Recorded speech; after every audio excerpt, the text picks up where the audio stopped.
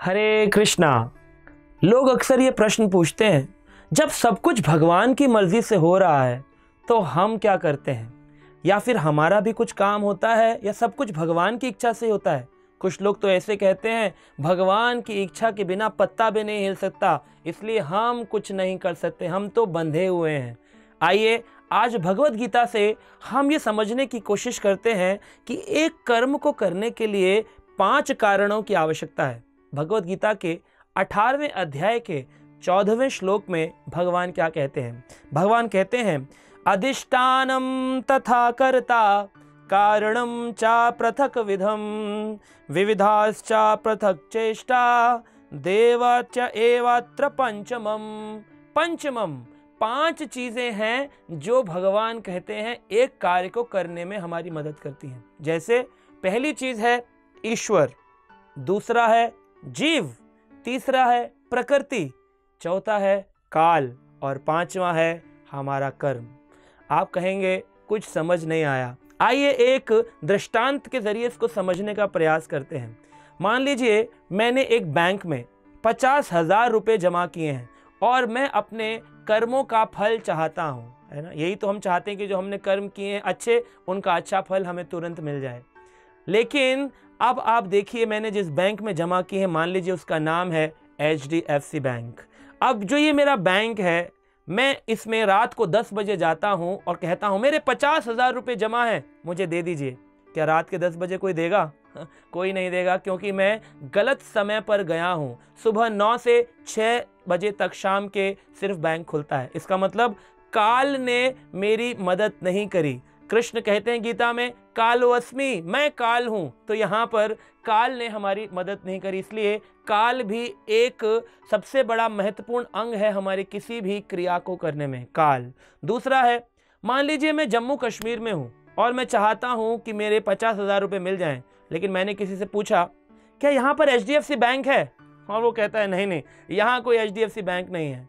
तो प्रकृति ने मेरी मदद नहीं करी, इसलिए मैं यहाँ भी अपने पैसे नहीं निकाल सकता। और ये प्रकृति भगवान की इच्छा अनुसार कार्य करती है। कृष्ण कहते हैं, मया अध्यक्षेण प्रकृति सूयते सा चराचरम। तो ये जो प्रकृति है उसने हमारा साथ नहीं दिया। अगर प्रकृति साथ न दे तो मैं अपने संचित कर्मों का फल प्राप्त नहीं कर सकता हूँ। तीसरा लेते हैं ईश्वर।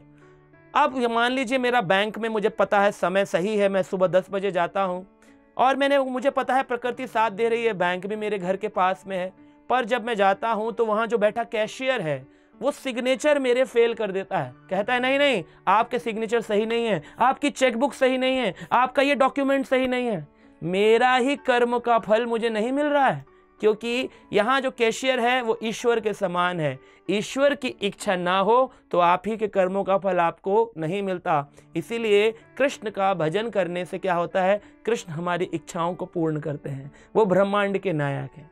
अब चौथा कारण देखते हैं। चौथा कारण है जिसके अंदर प्रकृति हमने देखा, काल देखा, ईश्वर देखा, और अब देखते हैं कर्म।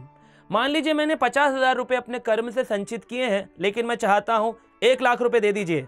अब यहाँ पर ईश्वर मुझे सैंक्शन भी करना चाहता है, कैशियर से मेरी जान पहचान है, प्रकृति भी साथ दे रही है, सुबह जो मेरे घर के पास में HDFC बैंक है, काल भी कार्य कर रहा है, 10 बजे मैं सुबह सुबह पहुँच गया हूँ, परंतु मेरा पैसा नहीं मिल रहा। क्यों? क्योंकि मैंने अपने पूर्व जन्म में जितने कर्म किए उतना ही मुझे फल मिलेगा। अगर मैंने 50,000 जमा किए हैं तो मुझे 1 लाख रुपए नहीं मिल सकते हैं।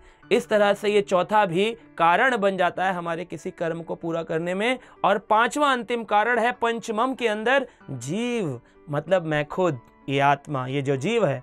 मान लीजिए मैं घर पर लेटा हूं और मेरे घर के पास में ये चारों कारण पूर्ण हो जाते हैं। समय भी ठीक है, पास में बैंक भी है, कैशियर भी देना चाहता है और मेरा संचित कर्म भी है, लेकिन मैं चेक से कहता हूं चेक जा और बैंक से पैसे ले आ, तो क्या आएंगे? नहीं, मुझे अपना कर्म करना पड़ेगा। इसलिए भगवान गीता में अर्जुन को कहते हैं, अपने नियमित कर्म करो, छोड़कर मत जाओ। मम अनुस्मरणम युद्ध चा, बस मेरा स्मरण करते हुए अपने जीवन के कार्य करो। तो गीता में कहीं भी भगवान ने नहीं कहा कि सब कुछ मुझ पर छोड़ दो, न ये कहा कि सब कुछ अपने ऊपर ले लो। भगवान ने कहा, अर्जुन निमित्त मात्रेन भव सव्यसाची, तुम तो खाली निमित्त मात्र हो। इसलिए जब ये 5 कारण मिल जाते हैं तब कोई कर्म होता है जिसमें ईश्वर होते हैं, प्रकृति होती है, जीव होता है, काल होता है और सबसे बड़ा हमारा कर्म होता है। अब आप जान गए होंगे कि कोई भी कर्म खाली भगवान की इच्छा से नहीं होता, ना ही हमारी इच्छा से होता है। 5 कारण मिलते हैं तब कोई कर्म का फल या कर्म बनता है।